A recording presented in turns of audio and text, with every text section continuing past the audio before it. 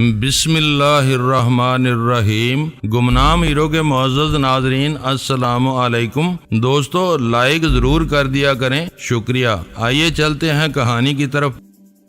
یہ میری ذمہ داری ہوگی، میں نے اس کی بات پوری ہونے سے پہلے کہا۔ اب وہ میرے معاملات سے دور رہے گا اور اگر چند روز اس کی نگرانی کرانا چاہوں۔ اس نے میری آنکھوں میں دیکھتے ہوئے سوال کیا۔ یہ نہ بھولو کہ میں تنظیم کے لیے اجنبی نہیں ہوں، پورے طریقہ کار سے اچھی طرح واقف ہوں۔ اصولی طور پر یہ برداشت نہیں کیا جا سکتا کہ باہر کا کوئی آدمی ہمارے رازوں میں شریک ہو کر زندہ رہ سکے، لیکن اس خصوصی معاملے میں تمہیں چشم پوشی سے کام لینا ہوگا۔ میں سمجھ رہا ہوں کہ تم مجھ سے اس کا سراغ حاصل کرنے کے بعد اسے زندہ نہیں چھوڑو گی۔ اس کی موت کے بعد تمہاری بڑی سے بڑی معذرت بھی اس کی زندگی واپس نہ لوٹا سکے گی، اور میں ہمیشہ کے لیے احسان فراموشی کے کربناک احساس کا شکار ہو جاؤں گا۔ بہتر یہی ہے کہ تم اسے بھول جاؤ، وہ بھی سب کچھ فراموش کر دے گی۔ میرا وقت ہو گیا ہے، البرٹ نے ریسٹ واچ دیکھتے ہوئے کہا اور گلاس خالی کر کے وہاں سے اٹھ گیا۔ پھر تابوت فوراً ہی منگوا لوں۔ سنجیدہ ماحول میں بھی میں وہ چبھتا ہوا تبصرہ کیے بغیر نہ رہ سکا، لیکن البرٹ نے خلاف توقع کوئی جواب نہ دیا اور مجھے گھورتا ہوا عمارت کی طرف چل دیا۔ اس کے چلے جانے کے بعد وہ ویرا نے اپنے لیے سگریٹ سلگائی اور پہلا کش لے کر اسے اپنی مخروطی انگلیوں میں یوں نچانے لگی جیسے کسی اندرونی الجھن میں مبتلا ہو۔ میں بظاہر لا تعلقانہ انداز میں بیٹھا اپنے گلاس سے شغل کرتا رہا۔ تم لائٹز کاٹیج کے بارے میں کس نتیجے پر پہنچے ہو؟ طویل اور بوجھل سکوت کے بعد ویرا کی زبان سے وہ سوال سن کر میں ششدر رہ گیا۔ جب سے تم نے اس عمارت کو میرے لیے شجر ممنوع قرار دیا ہے، میں نے اس بارے میں سوچنا ہی چھوڑ دیا ہے۔ اب تم کیوں اس موضوع کو چھیڑ رہی ہو؟ میں نے حیرت سے سوال کیا۔ ہدایت پر انسان اپنی زبان بند کر سکتا ہے، لیکن سوچ پر پابندی نہیں کر سکتا۔ اس بارے میں تم یقیناً سوچتے رہے ہوگے۔ میں اپنی تمام تر آزادیوں کے باوجود ہمیشہ محکوم رہی ہوں۔ جب کبھی میں نے حریف بن کر اس عمارت کو دیکھا ہے، اس کے مکینوں کے بارے میں تم نے کیا رائے قائم کی ہے؟ شاید یہ کوئی نیا امتحان ہے میرا، میں نے چبھتے ہوئے لہجے میں کہا۔ امتحان نہیں بلکہ میرے فطری تجسس کی تسلی کہہ لو۔ اس وقت وہ اپنی بالادستی فراموش کر کے بالکل برابری کے انداز میں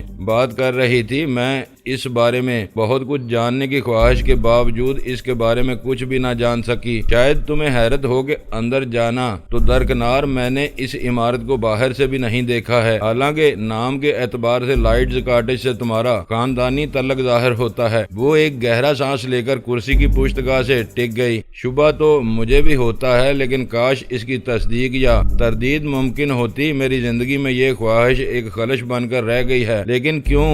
اس کا کوئی نہ کوئی سبب تو ضرور ہوگا۔ وہ ایک جھٹکے کے ساتھ اپنی کرسی سے اٹھ گئی۔ میں نے بھی کچھ نہ سمجھتے ہوئے اپنی جگہ چھوڑ دی۔ اس نے چلتے ہوئے میز پر سے اسکاچ کی بوتل اٹھا لی تھی، لیکن رائفل لان پر ہی پڑی رہنے دی تھی اور اس کا رخ عمارت کی جانب تھا۔ پورچ میں یونٹ کا دیو ہیکل چوکیدار کسی مجرم کی طرح ایک طرف دیوار سے لگا کھڑا ہوا تھا۔ شاید ہوش میں آنے کے بعد اس نے مجھے لان پر اپنے آقاؤں کے ساتھ بیٹھے دیکھ کر وہیں ٹھہرنے میں عافیت سمجھی تھی۔ ویرا کو دیکھتے ہی اس نے لپک کر اس کے ہاتھ سے اسکاچ کی بوتل لینا چاہی، لیکن ویرا نے حقارت سے اسے دھتکار دیا۔ تمہیں تو شرم سے ہی مر جانا چاہیے تھا، وہ اسے گورتے ہوئے تحقیر آمیز لہجے میں بولی۔ مسلح اور جسامت میں 3 گنا ہونے کے باوجود کسی طاعون زدہ چوہے کی طرح آواز نکالے بغیر بے ہوش ہو گئے۔ اگر تمہارا یہی حال ہے تو تمہیں خود اپنی حفاظت کے لیے 2-4 آدمیوں کی ضرورت ہے۔ تم اس عمارت کی حفاظت کیا کر سکو گے؟ میں شرمندہ ہوں مسی، وہ نظریں جھکائے منمنایا۔ ہاتھی جیسے وجود پر شرمندگی گالی لگتی ہے۔ وہ حقارت سے اس کے سراپا پر نگاہ ڈالتے ہوئے گررائی۔ جاؤ، تمہاری بانسری لان پر پڑی ہے، اسے اٹھاؤ اور کسی کونے میں دبک کر بجاتے رہو، یہاں کوئی تمہارا پرسان حال نہ ہوگا۔ پھر وہ مجھے ساتھ لے کر عمارت میں چل دی۔ میں انسانی نفسیات پر کسی مہارت کا کبھی دعوے دار نہ رہا تھا، لیکن اس وقت مجھے ویرا کی ذات میں شدید ترین اندرونی کشمکش کے آثار نظر آ رہے تھے، جس کا بظاہر کوئی جواز نظر نہیں آ رہا تھا۔ آخر وہ کس کشمکش سے دوچار تھی؟ کیا سوچ رہی تھی؟ مجھے لان سے اٹھا کر عمارت میں کیوں لائی تھی؟ کیا کہنا چاہتی تھی؟ یہ تمام سوالات ایسے تھے جن کا کوئی فوری جواب دستیاب نہیں تھا، اور مجھے کسی عجلت کا اظہار کیے بغیر اس موقع کا انتظار کرنا تھا جب اندرونی غبار سے گھبرا کر وہ خود کوئی پیش قدمی کرتی۔ وہ عمارت خاصی پرپیچ اور وسیع تھی، کئی راہداریوں اور چھوٹے زینوں سے گزرتی۔ آخر کار وہ ایک دور افتادہ کمرے میں داخل ہو گئی۔ دروازہ کھلتے ہی اندر سے معطر ہوا کا ایک خنک اور خوشگوار جھونکا آیا، اور اندر قدم رکھتے ہی میرے وجود میں فرد تازگی کی ایک لہر سرایت کر گئی۔ وہ معطر اور آراستہ خوابگاہ اپنی آرائش کے لحاظ سے پرستان کی کوئی نشاط گاہ معلوم ہو رہی تھی۔ کمرے میں ایک طرف کھڑکیاں تھیں جن پر دبیج پردے کھنچے ہوئے تھے، اور یوں باہر سے روشنی کی کوئی کرن اس خلوت کدے میں در انداز نہیں ہو سکتی تھی۔ خوابگاہ میں طاقتور ایئر کنڈیشنر کی مشینی گونج رچی ہوئی تھی، جس کی بنا پر کمرے کا درجہ حرارت بہت گرا ہوا تھا۔ کمرے کے دو گوشوں میں دھندلائی ہوئی سی روشنیاں جل رہی تھیں، جنہوں نے ماحول کو رومان پرور اور خوابناک بنایا ہوا تھا۔ دو سپاٹ دیواروں پر مغربی فنکاروں کہ وسیع و عریض شہ پارے آویزاں تھے، جن کا موضوع مرد اور عورت کے ازلی رشتے سے متعلق اور بے پناہ کشش انگیز تھا، لیکن حجاب کی سرحدوں سے ماورا ان تصاویر کا تصور بھی شاید ہمارے معاشرے میں جرم کی ذیل میں آتا تھا۔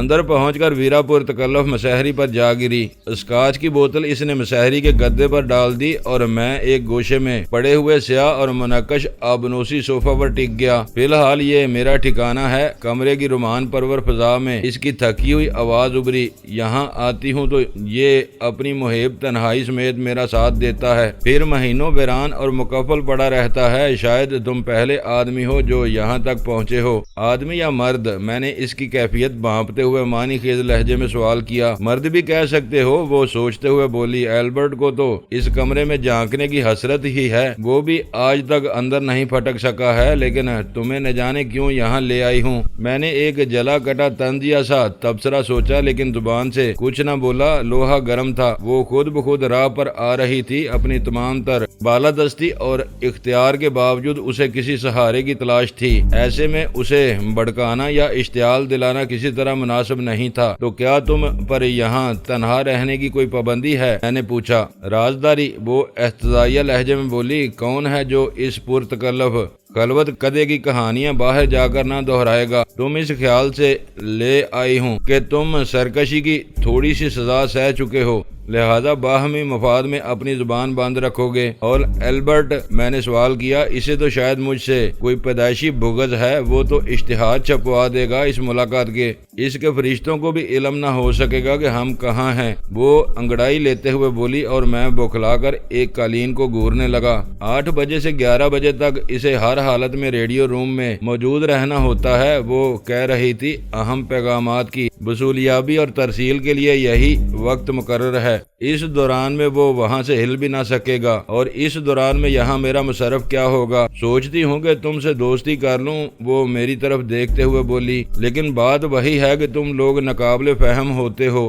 کچھ پتا نہیں کہ کب تمہاری رگ پھڑک اٹھے اور تم میری سرکوبی پر تل جاؤ۔ ضروری تو نہیں تھا کہ تم مجھے اس خلوت گاہ میں لاتی، ہم کسی ہوٹل میں بھی بآسانی پوری رات بسر کر سکتے تھے۔ فرق صرف اتنا ہوتا کہ اس طرح ہمیں سرکار کو 7.5% ایکسائز ڈیوٹی ادا کرنا پڑتی۔ میں نے شوخ لہجے میں کہا۔ تم سب ایک جیسے ہوتے ہو، وہ ملامت امیز لہجے میں بولی۔ کسی عورت کی زبان سے دوستی کی پیشکش سنتے ہی بس ایک مفہوم اخذ کرتے ہو، یہ نہیں سوچتے کہ اس پیشکش کے پیچھے کون سا کرب کار فرما ہے۔ پیچھے نہیں، میں تو صرف آگے کا سوچنے کا عادی ہوں، میں نے صوفے سے اٹھتے ہوئے کہا، اور اس کے چہرے کا رنگ بدلتے دیکھ کر جلدی سے وضاحت کرتے ہوئے کہا، جو ہو گیا اس پر دماغ کھپانا بے سود ہے، ہمیں مستقبل پر نگاہ رکھنا چاہیے۔ مستقبل؟ وہ زیر لب مسکرائی۔ تمہاری بس یہی ایک ادا مجھے بائی ہے کہ ہر قسم کے حالات میں حاضر دماغی سے کام لیتے ہو۔ ایسے لوگ ہزاروں میں ایک آدھ ہی ہوتے ہیں۔ تعریف کا شکریہ، میں نے بستر پر اس کے قریب بیٹھتے ہوئے کہا۔ اب یہاں آمد کا مدعا بھی بیان کر چلو، ورنہ میں دوستی کے معروف مفہوم پر عمل پیرا ہو گیا تو میرا ذہن کند ہو کر رہ جائے گا۔ میرے بارے میں تم کیا سمجھتے ہو؟ چند ثانیوں کے توقف کے بعد بعد اس نے گمبھیر لہجے میں سوال کیا۔ خوبصورت اور فیاض لڑکی ہو؟ میں نے اس کے لہجے کو دانستہ نظر انداز کرتے ہوئے بے پروایانہ انداز میں کہا، شاید میری بھی کوئی ادا آ گئی ہے جو مجھ پر بھی مائل بے کرم ہو، ورنہ کھال کھنچوا کر اس میں بوس بھی بروا سکتی تھی۔ خرافات نہیں، وہ گرائی۔ تم کیا سمجھتے ہو کہ میں اس لائن میں کیوں آئی ہوں؟ بے راہ روی اور شاید مغربی معاشرے کی حد سے بڑی ہوئی آزادیاں نہیں، مجبوریاں کہو۔ وہ ایک گہرا سانس لے کر بولی، ایک بار تم نے کہا تھا کہ ویرا لائٹ، جمی لائٹ اور لائٹز کاٹیج میں تمہیں کوئی گہرا تعلق نظر آتا ہے۔ اس کا سبب کیا تھا؟ سامنے کی بات ہے، لائٹ تینوں جگہ مشترک ہے۔ اسی بنا پر کسی چھوٹی موٹی خاندانی مافیا کا تصور ذہن میں سر ابھارتا ہے۔ تم پہلے آدمی ہو جو اس نتیجے پر پہنچے ہو، ورنہ کوئی بھی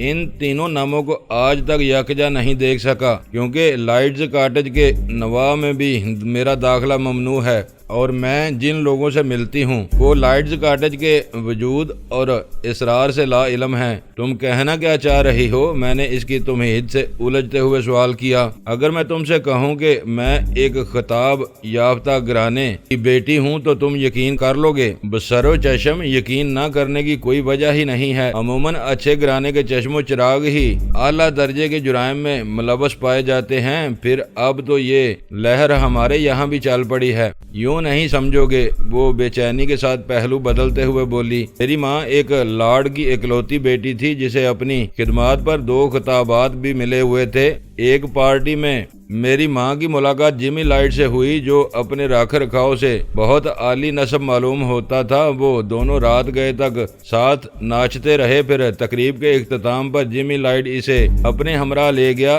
ان دونوں میں بعد میں کئی ملاقاتیں ہوئیں اور جمی لائٹ نے میری ماں کو اپنی ذات کے شہر میں گرفتار کر لیا۔ پھر جب یہ انکشاف ہوا کہ میری ماں بننے والی ہے تو جمی لائٹ یک لخت رپوش ہو گیا۔ میری ماں اس سے ملنے جہاں جاتی رہی تھی، وہاں رجوع کیا تو ملازمین یکسر منحرف ہو گئے۔ انہوں نے اس نام اور حلیے کے کسی بھی شخص کے وجود سے انکار کر دیا اور احساس جرم سے مغلوب ہو کر میری ماں نے ایک رات اپنا گھر چھوڑ دیا۔ لیکن کیوں؟ میں نے دخل اندازی کرتے ہوئے سوال کیا۔ تمہارے معاشرے میں تو سنگل پیرنٹ فیملی کا واضح اور قانونی تصور موجود ہے، پھر اسے گھر چھوڑنے کی کیا ضرورت تھی؟ یہ تحفظات نچلے درجے کے لوگوں کے لیے ہیں، وہ بولی۔ اعلیٰ حلقوں میں حسب نسب آج بھی اسی قدر اہم ہے جتنا 17ویں صدی میں ہوتا تھا۔ جمی لائٹ جس طرح غائب ہوا، اس کی بنا پر میری ماں کو پورا یقین تھا کہ وہ کوئی بڑا آدمی تھا، لہٰذا میری پیدائش پر اس نے میرا نام بھی اس کے نام پر رکھا۔ وہ سارے جہاں کے مصائب جھیل کر بلکہ گنہونی زندگی گزار کر بھی مجھے پروان چڑھاتی رہی اور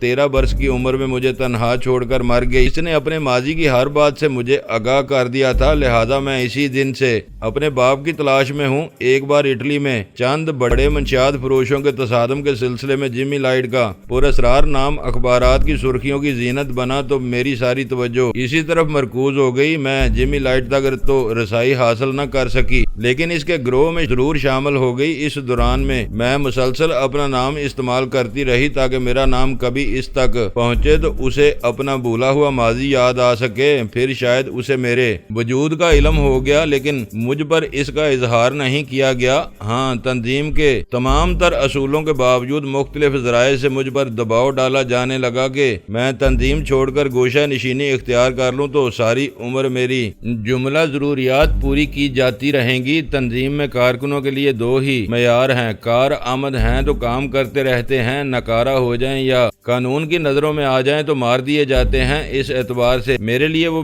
پیشکش بہت عجیب تھی اور میں نے اسے ٹھکرا دیا۔ مجھے امید تھی کہ گروہ میں رہ کر شاید کبھی میں اپنے باپ تک رسائی حاصل کر سکوں، لیکن میرا یہ خواب آج تک شرمندہ تعبیر نہ ہو سکا۔ البتہ میرے منصب میں تیزی کے ساتھ اضافہ ہونے لگا اور آج میرا شمار تنظیم کے چند بڑوں میں ہوتا ہے جو اپنے معاملات اپنی ثواب دید کے مطابق طے کر سکتے ہیں۔ بڑی عجیب اور ناقابل یقین سی کہانی ہے تمہاری، میں نے ایک گہرا سانس لیتے ہوئے کہا، لیکن یہ سب مجھے بتا کر کیا مقصد حاصل کرنا چاہتی ہو؟ مجھے تنظیم کے اندر ایک ساتھی کی ضرورت ہے۔ وہ پر امید نظروں سے میری طرف دیکھتے ہوئے بولی، کوئی ایسا ساتھی جو میری مدد کر سکے؟ تمہیں کس سلسلے میں مدد درکار ہے؟ پوری کہانی سن کر بھی یہ سوال کر رہے ہو؟ وہ طنزیہ لہجے میں بولی، اپنے باپ تک رسائی کے علاوہ میرا اور کیا مقصد ہو سکتا ہے؟ جب وہ تمہیں اپنانے کے لیے تیار نہیں ہے تو تم کیوں اس شراب کے پیچھے بھاگ رہی ہو؟ میں نے سوال کیا۔ امید جب تک باقی رہے بہت سے دل خوش کن تصورات برقرار رہتے ہیں، لیکن جب امید حقیقت کی کسی ننگی اور بے رحم دیوار سے ٹکرا کر بکھر جاتی ہے تو بسا اوقات زندگی عذاب بن جاتی ہے۔ ہو سکتا ہے کہ وہ تمہاری کہانی ماننے سے انکار ہی کر دے۔ یہ میرا انتخاب ہوگا کہ میں کیا کرتی ہوں۔ وہ پرعزم لہجے میں بولی، کیا تمہاری یہ سوچ بغاوت کے مترادف نہیں ہے؟ میں نے چبھتے ہوئے لہجے میں پوچھا، تمہیں جس کام سے روکا گیا ہے اسی راستے پر چلنے کے لیے پر تول رہی ہو؟ سوالات نہیں، وہ ہاتھ اٹھا کر سخت لہجے میں بولی، میں صرف یہ جاننا چاہتی ہوں کہ تم میرا ساتھ دینے کے لیے تیار ہو یا نہیں، یعنی مجھ ہی کو قربانی کا بکرا بنانا چاہتی ہو؟ میں ان کی نظروں میں ہوں۔ جمی لائٹ کبھی برداشت نہیں کرے گا کہ میں اس کی ہدایت سے انحراف کر کے خود لائٹز کاٹیج کے طواف کرتی پائی جاؤں، لیکن تم پچھلے معاملات صاف ہو جانے کے بعد اپنے لیے کوئی راہ نکال سکو گے؟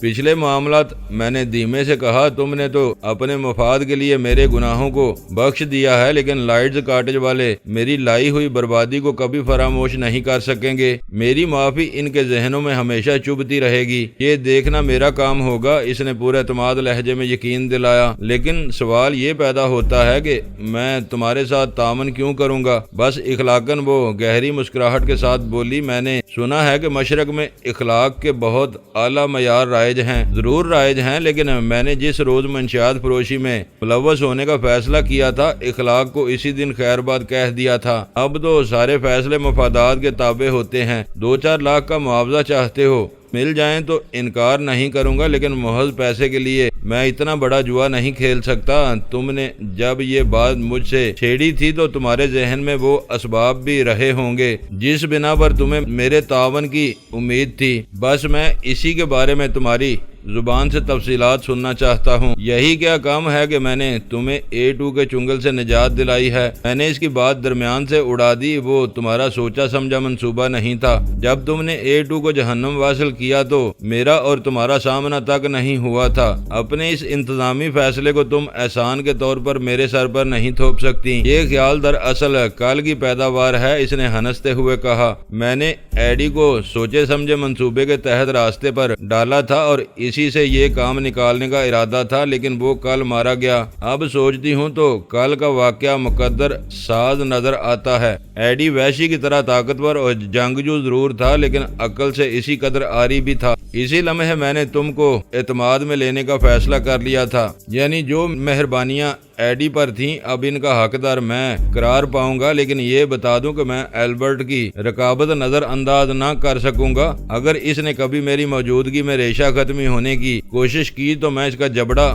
بکھیر دوں گا۔ تم اسے غلط سمجھ رہے ہو، وہ بیچارہ تو بہت ہی بے ضرر سا عاشق ہے، بس پاس بیٹھ کر تھوڑی دیر بے تکلفانہ انداز میں باتیں کرتا ہے اور 4 دن تک اسی تصور میں مست رہتا ہے۔ تمہاری قربت واقعی اسی قدر خمار آور ہے، میں نے اعتراف کرتے ہوئے کہا، لیکن میں اس دام میں نہیں آ سکوں گا۔ تعاون کی بس ایک ہی صورت ہو سکتی ہے کہ مجھے بھی کچھ آزادیاں فراہم کی جائیں۔ ڈسپلن کو برقرار رکھتے ہوئے جو کچھ ممکن ہوگا وہ کر گزروں گی۔ وہ بوتل سنبھال کر دیوار گیر کیبنٹ کی طرف بڑھتے ہوئے بولی، شاید ہم آج کسی نتیجے پر نہ پہنچ سکیں، تم کل آؤ گے تو ہم زیادہ کھلے دل سے بات کر سکیں گے۔ کیا آج اور کل میں کوئی فرق پڑ جائے گا؟ میں نے مضحکہ اڑانے کی حد تک بے پرواہی اختیار کرتے ہوئے سوال کیا۔ یقیناً اس کی آواز پر اعتماد تھی، پھر چٹ کی آواز کے ساتھ وہ بولی، میں نے کینڈل لائٹ جلا دی ہے، تم مین سوئچ بورڈ سے روشنیاں گل کر دو۔ میری انگلیوں نے مشینی انداز میں جنبش کی اور کمرہ تاریک ہو گیا۔ اب صرف دیوار گیر کیبنٹ میں ایک ایسی کینڈل لائٹ روشن تھی جو اس الماری میں سجی ہوئی بوتلوں اور گلاسوں کی بھرپور نشاندہی کر رہی تھی، لیکن اس سے آگے مجبور و بے بس تھی۔ ویرا لائٹ اسی کیبنٹ کے سامنے کھڑی 2 گلاسوں کی تیاری میں مصروف تھی اور اس کے تیور خاصے ہوشربا نظر آ رہے تھے۔ وہ اچانک ہی ہانپتا ہوا کار کے سامنے آ گیا۔ اگر میں پوری قوت سے بریک پیڈل پر پاؤں نہ رکھ دیتا تو اس کا کار کے پہیوں کے تلے کچل کر انجہانی ہو جانا یقینی تھا۔ وہ ڈیفنس ہاؤسنگ اتھارٹی کا ایسا صاف ستھرا علاقہ تھا کہ اس پر بلا مبالغہ کسی اہم فوجی چھاونی کا گمان ہوتا تھا۔ اب یہ اور بات تھی کہ بیشتر فوجی افسران اپنی اراضی شہری خریداروں کو سونپ کر کہیں اور جا بسے تھے۔ اس انقلابی تبدیلی میں علاقے نے کچھ عجیب ہی رنگ و روپ نکالا تھا۔ مکانوں کے احاطوں میں شہری عادات و اعتبار پوری شدت کے ساتھ کار فرما تھیں، لیکن باہر ہر طرف کسی چھاونی کسی مانوس ویرانی ڈیرا ڈالے ہوئے نظر آتی تھی۔ یہ کیا حرکت تھی؟ میں نے اسے گھورتے ہوئے غصیلے لہجے میں کہا۔ اگر ذرا بھی بے احتیاطی سرزد ہوتی تو اس وقت تم پہیوں کے نیچے آ چکے ہوتے اور میں افسوس کے سوا کچھ نہ کر پاتا۔ ایک موڑ پر میں دیر سے پہنچا اور تمہاری گاڑی نکل گئی۔ وہ دروازہ کھول کر اندر گرتے ہوئے چڑھے ہوئے سانسوں کے درمیان بولا۔ پھر میں مکانوں کے درمیان سے شارٹ کٹ اختیار کر کے یہاں تک آیا تھا۔ اگر اس بار بھی تاخیر ہو جاتی تو نہ جانے ٹیکسی کی تلاش میں کتنی دور تک پیدل ہی چلنا پڑتا۔ میں نے انجن گیئر میں ڈال کر گاڑی آگے بڑھا دی۔ واپسی میں بہت دیر ہو گئی تمہیں۔ کچھ دیر تک سانسوں پر قابو پانے کے بعد وہ بولا، میں تو سمجھ رہا تھا کہ اب شاید ہی تمہاری واپسی ہو سکے۔ صبح کا اجالا پھیلنے کے بعد کسی کار کے امکانات پر غور کر رہا تھا۔ اچھا ہی ہوا کہ صبح کے انتظار میں رکے رہے۔ دراصل شوگر کوئن سے مذاکرات طول اختیار کر گئے۔ مذاکرات یا ملاقات؟ وہ معنی خیز لہجے میں بولا۔ جو دل چاہے کہہ لو، میں نے ہنستے ہوئے کہا، لیکن اس کے سامنے ذرا محتاط ہی رہنا، ان معاملات میں وہ بہت حساس ہے۔ بہت خوش نظر آ رہے ہو، معلوم ہوتا ہے کہ آج پرانے تعلقات کی دل کھول کر تجدید ہوئی ہے۔ ہاں، آج پچھلا سارا حساب برابر ہو گیا اور فی الحال مجھے غزالہ کی تلاش کا کام سونپا گیا ہے۔ غزالہ کی تلاش؟ سلطان شاہ حیرت سے بولا۔ ہاں، براہ راست ناکام ہونے کے بعد اس نے بالواسطہ وار کیا ہے، لیکن میں نے یہ ظاہر نہیں ہونے دیا کہ غزالہ اور اس کی مطلوبہ لڑکی ایک ہی شخصیت کے دو رخ ہیں، یعنی یہ معاملہ ابھی تک زندہ ہے۔ وہ تمہیں بھی گھیرنا چاہ رہی تھی۔ یہ کہتے ہوئے میں نے اختصار کے ساتھ اسے پوری گفتگو سے آگاہ کر دیا۔ اس کا مطلب ہوا کہ اب مجھے بھی محتاط رہنا ہوگا۔ محتاط نہیں، بلکہ تم کچھ دنوں کے لیے رپوشی اختیار کر لو۔ اس دوران داڑھی مونچھ بڑھا کر تم اپنے حلیے میں نمایاں تبدیلیاں لا سکو گے۔ میرے لیے فی الحال راوی عیش ہی عیش لکھتا ہے۔ شوگر کوئن تنظیم کے مفادات کے خلاف مجھ سے ایک سمجھوتا کرنا چاہ رہی ہے۔ اس بارے میں طریقہ کار کل طے ہو جائے گا۔ اس کے استفسار پر میں نے ویرا لائٹ کی کہانی چھیڑ دی۔ حیرت سے منہ کھولے میرے انکشافات سنتا رہا اور جب میں خاموش ہوا تو وہ بے اختیار بول پڑا۔ تم جہاں جاتے ہو کوئی نہ کوئی کمزوری نکال ہی لیتے ہو۔ اگر وہ درست کہہ رہی ہے تو اس کے تعاون سے تمہیں ناقابل تصور آسانیاں مل سکیں گی۔ وہ تبصرے کرتا رہا اور سفر جاری رہا۔ گھر پر سناٹا طاری تھا، لیکن گاڑی رکتے ہی برآمدے میں غزالہ نظر آئی۔ بے اختیار میری نگاہیں ریسٹ واچ پر چلی گئیں۔ صبح کے 3:30 بجا رہی تھی۔ میں تو ویرا کی خوابگاہ میں مے نوشی کے درمیان ہی اپنی آتش شکم سرد کر چکا تھا، لیکن سلطان شاہ بھوکا تھا۔ اسے کھانا دے کر غزالہ میرے ساتھ گفتگو میں مصروف ہو گئی اور میں نے اپنی اور ویرا کی ملاقات کی نوعیت کے علاوہ سارے واقعات بلا کم و کاست سنا دیے، جس پر اس نے کسی تشویش کا اظہار کیے بغیر مسکرا کر مجھے مبارکباد دی تھی کہ آخر کار مجھے بھی اس کی تلاش کی مہم میں شریک کر لیا گیا تھا۔ جمی لائٹ کے بارے میں شوگر کوئن کی کہانی پر وہ اعتبار نہیں کر سکی تھی، کیونکہ وہ عین موقع پر ویرا کے چہرے کے حقیقی تاثرات نہیں دیکھ سکی تھی۔ اس کی رائے تھی کہ ویرا کی وہ کہانی من گڑت تھی اور اس طرح وہ اندازہ لگانا چاہ رہی تھی کہ میں تنظیم کے ساتھ کس حد تک مخلص رہنے کا ارادہ رکھتا تھا۔ اس مباحثے سے نمٹ کر 4:30 بجے ہم اپنے کمروں کی طرف ہو لیے۔ سلطان شاہ نے اپنا وقت واقعی بے آرامی میں گزارا تھا، اسی لیے بری طرح تھکا ہوا تھا۔ وہ تو بستر پر دراز ہوتے ہی گہری نیند سو گیا، لیکن میں دیر تک سگریٹیں پھونکتا گزرے ہوئے واقعات کا تجزیہ کرتا رہا اور آخر کار میری بھی آنکھ لگ گئی۔ صبح گھر میں ایک کوہرام سا برپا ہوا تو میں نے ہڑبڑا کر بستر چھوڑ دیا۔ کمرے سے نکلا تو ہر ایک ہراساں اور دم بخود تھا۔ کرنل کے چہرے پر زردی پھیلی ہوئی تھی اور وہ برسوں کا بیمار نظر آ رہا تھا۔ کیا ہوا؟ یہ سب کے چہرے لٹکے ہوئے کیوں ہیں؟ غزالہ کہاں ہے؟ میں نے ان سب کے چہروں پر نظریں دوڑاتے ہوئے وحشت زدہ لہجے میں سوال کیا۔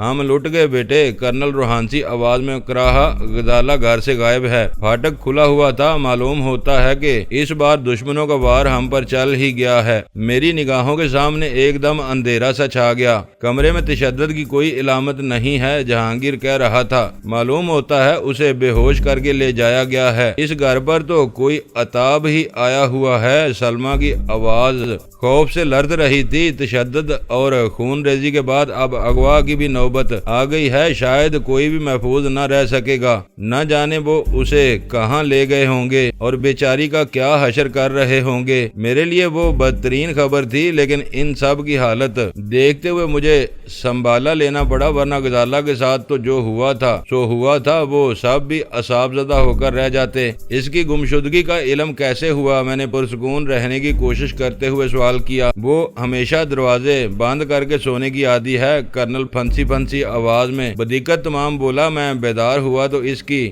خوابگاہ کا دروازہ کھلا ہوا تھا۔ پہلے میں سمجھا کہ وہ شاید خلاف معمول جلدی بیدار ہو کر کچن وغیرہ میں جا گھسی ہے، لیکن جب کہیں نظر نہ آئی تو میں نے خوابگاہ میں نگاہ دوڑائی اور وہاں اس کا بستر خالی تھا۔ چپلیں کمرے میں موجود تھیں، جو ایک انہونی بات تھی۔ وہ تو کبھی ننگے پاؤں گھومنے کی عادی نہیں تھی۔ میری بچی، کرنل کے منہ سے ایک سسکی نکلی اور وہ رومال میں اپنا منہ ڈانپ کر خاموش ہو گیا۔ حالات کچھ خطرناک رخ اختیار کر چلے ہیں۔ میں نے جہانگیر کو ایک طرف لے جا کر نرمی سے کہا، ان حالات میں تمہارا یہاں ٹھہرنا مخدوش ہو سکتا ہے۔ بہتر یہی ہوگا کہ تم سلمہ کو ساتھ لے کر اپنے گھر لوٹ جاؤ۔ اس برے وقت میں تمہیں تنہا نہیں چھوڑ سکتا۔ وہ اٹل لہجے میں بولا، سلمہ کو میں یہاں سے اس کے رشتہ داروں میں بھیجے دیتا ہوں، صرف اسی کی وجہ سے ہمیں کوئی دشواری پیش آ سکتی ہے۔ نہیں، تم بھی جاؤ گے، میں نے سختی کے ساتھ کہا۔ پرانی بساط الٹ چکی ہے اور اب نئے سرے سے آدمیوں کو یکجا کیا جا رہا ہے۔ تم ان کی نگاہوں میں معطوف بھی نہیں رہے ہو سکتا ہے کہ اب تک تم سے رابطے کی کوششیں شروع کی جا چکی ہوں۔ تمہیں اپنے ٹھکانے پر موجود رہنا چاہیے تاکہ ان سے رابطہ پیدا کر سکو۔ تمہارے ذریعے ان کے بہتیرے عزائم ہمارے علم میں آ سکتے ہیں۔ تم یہاں سے نکل کر ہی زیادہ سود مند ثابت ہو سکو گے۔ میری تقریر اس کے ذہن میں اتر گئی اور وہ فوری طور پر وہاں سے روانگی کے لیے آمادہ ہو گیا۔ اس بارے میں سلمہ نے خاصی مزاحمت کرنا چاہی تھی، لیکن میری اور سلطان شاہ کی مداخلت پر اسے بھی ہتھیار ڈالنے پڑے۔ ان دونوں کی روانگی کے بعد گھر میں سناٹا چھا گیا۔ کرنل ڈرائنگ روم میں بیٹھا مسلسل روئے جا رہا تھا اور سلطان شاہ یوں اداس تھا جیسے اس کی کوئی قیمتی متاع لٹ گئی ہو۔ شمع اس تمام ہنگامے سے لاتعلق کوکین کے نشے میں ڈوب کر گہری نیند سوئی ہوئی تھی۔ ہمیں بدترین ذک اٹھانا پڑی ہے، سلطان شاہ مغموم لہجے میں کہہ رہا تھا۔ کچھ سمجھ میں نہیں آ رہا کہ بھابھی کی تلاش میں کن دیواروں سے اپنا سر ٹکرایا جائے۔ تمہیں یقین ہے کہ صبح واپسی پر ہمارا تعاقب نہیں کیا گیا تھا؟ کچھ دیر کے سکوت کے بعد میں نے خیال انگیز لہجے میں سوال کیا۔ اگر ہیڈ لیمپس گل کر کے کوئی پیچھے لگا رہا ہو تو اور بات ہے، ورنہ بظاہر تو میدان صاف تھا۔ تعاقب کون کر سکتا ہے؟ میں خود کلامی کے انداز میں بڑبڑایا۔ ویرا میرے ساتھ تھی، ایلبرٹ سو رہا تھا اور محافظ اپنی ڈیوٹی پر تھا۔ وہاں سے کون تعاقب میں نکل سکتا تھا؟ ویرا سے تو تمہاری مسالت ہو گئی تھی، اسی سے رجوع کیوں نہیں کر لیتے؟ سلطان شاہ نے لقمہ دیا۔ میں خود بھی انہی خطوط پر سوچ رہا ہوں۔ اگر غزالہ ویرا ہی کے ہاتھ لگی ہے تو اب ہمیں دانتوں پسینہ آ جائے گا۔ سب سے بڑھ کر میری غلط بیانی ثابت ہو جائے گی، کیونکہ میں ابھی تک غزالہ کے وجود سے مسلسل انکار کرتا رہا ہوں۔ خود ویرا بھی اتنی آسانی سے اس کارروائی کا اعتراف نہیں کرے گی۔ لائٹز کاٹیج والے بھی اس پر ہاتھ ڈال سکتے ہیں۔ سلطان شاہ نے رائے ظاہر کی اور میں یک بیک مضطرب ہو گیا۔ وہ لوگ انسانوں کے روپ میں درندے تھے۔ غزالہ کے ان کے ہاتھ لگنے کے تصور ہی سے میں کانپ اٹھا۔ پھر میں نے اسی حالت میں مواصلاتی یونٹ کا نمبر ڈائل کر ڈالا۔ ڈینی بول رہا ہوں، مجھے ویرا سے بات کرنی ہے۔ دوسری طرف سے رابطہ قائم ہوتے ہی میں نے براہ راست مطلب کی بات کہہ ڈالی۔ پیغام نوٹ کرا دو، ضرورت محسوس ہوئی تو وہ خود تمہیں رنگ کر لے گی۔ ریسیور پر البرٹ کی خشک آواز ابھری۔ میں پبلک بوتھ سے بول رہا ہوں، میرا کوئی نمبر نہیں ہے۔ میں نے خوشامدانہ لہجے میں کہا، میرے پاس بہت اہم پیغام ہے۔ اگر تاخیر ہوئی تو صورتحال قابو سے باہر بھی ہو سکتی ہے۔ کرے اس کی آواز بے پروایانہ تھی۔ ابھی میری ہڈیاں ہل رہی ہیں، کچھ تمہاری بھی ہل جائیں گی۔ تم مجھے مجبور کر رہے ہو البرٹ، میں غصے اور بے بسی کے ساتھ بولا۔ اگر تم نے میری بات نہ مانی تو شاید مجھے خود ہی یونٹ کا رخ کرنا پڑے گا۔ کل شام کی بات اور تھی، آج تم اندر قدم بھی نہ رکھ سکو گے۔ اچھا یہی بتا دو ویرا کہاں ہے؟ میں نے ضد چاہ کر کہا۔ میں ٹھہرا بوڑھا آدمی، بھلا مجھے کیا معلوم ہو سکتا ہے؟ تم جوان ہو، اپنے تخیل کا زور لگاؤ تو الہام شروع ہو جائے گا کہ وہ کہاں ہے اور کیا کر رہی ہے۔ اس وقت وہ شاید میری مجبوری بھانپ کر مجھ سے بدلہ لینے پر تل گیا تھا۔ اس وقت یہ کمینگی تم کو زیب نہیں دے رہی بڈھے گیدڑ، میں نے طیش کے عالم میں کہا۔ جواب میں ریسیور پر اس کا گنجیلا کہا سنائی دیا۔ اب میری طبیعت خوش ہوئی نا، کمینگی تو بس تم ہی کو زیب دیتی ہے کہ جس کا کھاتے ہو اسی کو آنکھیں دکھاتے ہو۔ ویسے تمہیں تکلیف کیا ہے؟ سنا ہے کہ رات 2:30-3 بجے تک اسی کے ساتھ تھے اور اب صبح ہوتے ہی پھر اس کی تلاش شروع کر دی ہے۔ ہمارا ایک اہم آدمی پولیس لاک اپ میں بدترین تشدد کا نشانہ بنا ہوا ہے۔ مجھے اس کی عقل ٹھکانے لانے کا ایک انداز اچانک ہی سوجھ گیا۔ اگر اس کے بارے میں فوری طور پر قدم نہ اٹھایا گیا تو کسی بھی وقت وہ زبان کھول بیٹھے گا اور اس تمام تباہی کی ذمہ داری تم پر ہوگی۔ بس اب میں فون بند کر رہا ہوں۔ ارے ناراض ہو گئے میری جان؟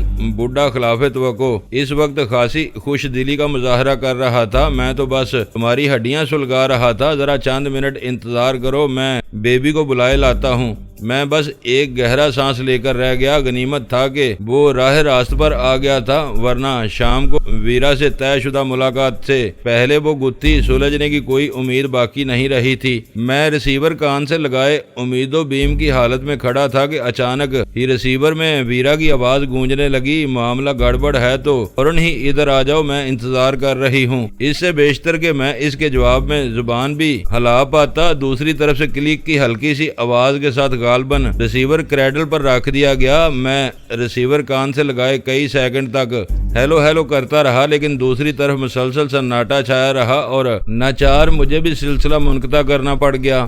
لہجہ بھر کے لیے مجھے دوبارہ نمبر ڈائل کرنے کا خیال آیا، لیکن میں نے اسے فوراً ہی ترک کر دیا۔ میں نے ویرا کو فون پر بلانے کے لیے ایلبرٹ سے جو بہانہ کیا وہ لاکھ بہانہ صحیح لیکن تفصیلات طلب تھا، جبکہ ویرا نے مجھے بولنے کا موقع نہیں دیا۔ اس کا مطلب تھا کہ وہ کسی وجہ سے مجھ سے فون پر بات کرنا نہیں چاہتی تھی۔ میں سن چکا تھا کہ وہ مواصلاتی یونٹ بہترین نشریاتی مانیٹرنگ اور ریکارڈنگ کے آلات سے لیس تھا۔ شاید ویرا کو شبہ رہا ہو کہ کہیں البرٹ اس کی لا علمی میں گفتگو ریکارڈ نہ کر لے، اسی وجہ سے اس نے اپنا پیغام پورا کرتے ہی سلسلہ منقطع کر دیا۔ کیا رہا؟ مجھے خیالات میں ڈوبا ہوا دیکھ کر سلطان شاہ نے چند ثانیوں کے بعد سوال کیا۔ میری بات سنے بغیر اس نے مجھے وہاں پہنچنے کی ہدایت دے کر سلسلہ منقطع کر دیا۔ میں نے کہا نہ جانے وہ میری کال سے کیا مطلب اخذ کر بیٹھی ہے، تمہیں جانا تو ہوگا، اس نے تائید طلب لہجے میں کہا۔ ذرا سی دوڑ یہ بھی صحیح، تم یہیں رک کر ذرا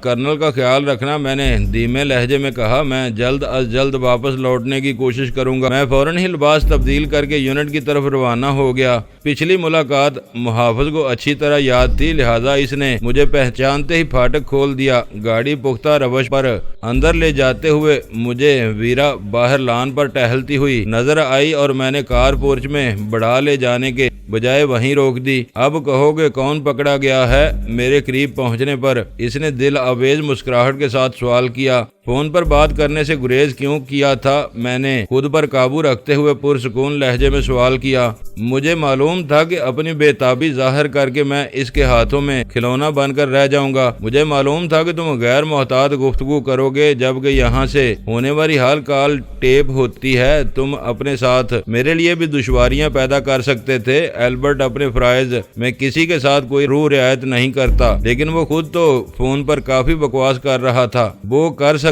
ہے کیونکہ ٹیپ کی ہوئی کالز کو وہ خود ہی مانیٹر کرتا ہے اور اوپر والوں کو براہ راست رپورٹ بھیجتا ہے۔ وہ جو کچھ چاہے رپورٹ سے حذف کر سکتا ہے۔ وہ خود بھی بتا رہا تھا کہ اس نے تم سے فون پر خاصا بدلہ لے لیا ہے۔ اب یہ بتاؤ کہ تم مجھ سے کس بارے میں بات کرنے کے لیے بے چین تھے؟ کیا میں آزادی کے ساتھ بات کر سکتا ہوں؟ میں نے گرد و پیش کا جائزہ لیتے ہوئے سوال کیا۔ پوری آزادی سے، اس نے فراخ دلانہ لہجے میں کہا۔ میں اسی لیے باہر نکل آئی ہوں۔ صبح یہاں سے واپسی پر میرا تعاقب کیا گیا تھا۔ میں نے اس کی آنکھوں میں دیکھتے ہوئے سپاٹ لہجے میں پوچھا۔ بالکل کیا گیا تھا، اس کے جواب نے میرے وجود میں سنسنی سی دوڑا دی۔ کیا یہ طے شدہ معاملات سے تجاوز نہیں تھا؟ میں نے تلخ لہجے میں سوال کیا۔ معاملات تو آج شام طے ہونے تھے، اس نے مکارانہ لہجے میں کہا۔ پھر تجاوز کا سوال کیسے پیدا ہو گیا؟ لڑکی کہاں ہے؟ میں نے اپنا غصہ ضبط کرتے ہوئے سوال کیا۔ کس لڑکی کی بات کر رہے ہو؟ اس نے بے پرواہی سے پوچھا۔ جسے آج صبح سویرے اغوا کیا گیا ہے،